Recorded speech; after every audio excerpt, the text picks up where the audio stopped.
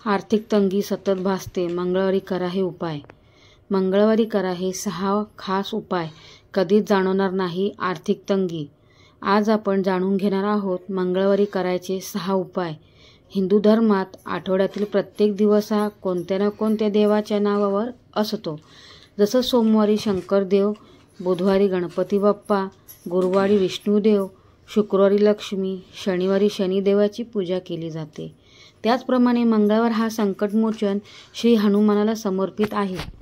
या दिवशी हनुमानाची पूजा केल्याने आणि काही उपाय केल्याने जीवनातील समस्या दूर होतात. मंगळवार हा दिवस हनुमानाच्या पूजेसाठी खास मानला जातो. ज्यांना त्यांच्या जीवनात बऱ्याच काळापासून अनेक प्रकारच्या समस्यांचा सामना करावा लागतो, अशा लोकांनी मंगळवारी काही खास उपाय केले पाहिजे. मंगळवारी केलेल्या उपासाने देव प्रसन्न होतो आणि जीवनातील सर्व दुःख, वेदना आणि संकट दूर करतो. ज्योतिषशास्त्रातही मंगळवार हा दिवस पूजेसाठी अतिशय शुभ मानला जातो. या दिवशी काही खास उपायांनी तुम्ही हनुमानजींना प्रसन्न करू शकता. जाणून घेऊया मंगळवारशी संबंधित उपायाबद्दल. 1. मंगळवारी सकाळी स्नान करून जवळच्या हनुमान मंदिरात जाऊन देवासमोर तुपाचा दिवा लावावा. तसेच हनुमानजींना हार घाला आणि लाडू अर्पण करा. यानंतर हनुमान चालीसाचे पठण करावे. हा उपाय केल्याने बजरंगबली प्रसन्न होतो आणि मार्गात येणारे सर्व अडथळे लवकरच दूर होतात. असं केल्याने तुमच्या सर्व मनोकामना पूर्ण होतील. 2. मंगळवार किंवा शनिवारी तुमच्या घराच्या किंवा ऑफिसच्या दारावरती मध्यभागी एका धाग्यात गुंफलेल्या 4 मिरच्या आणि 1 लिंबू लटकवावा.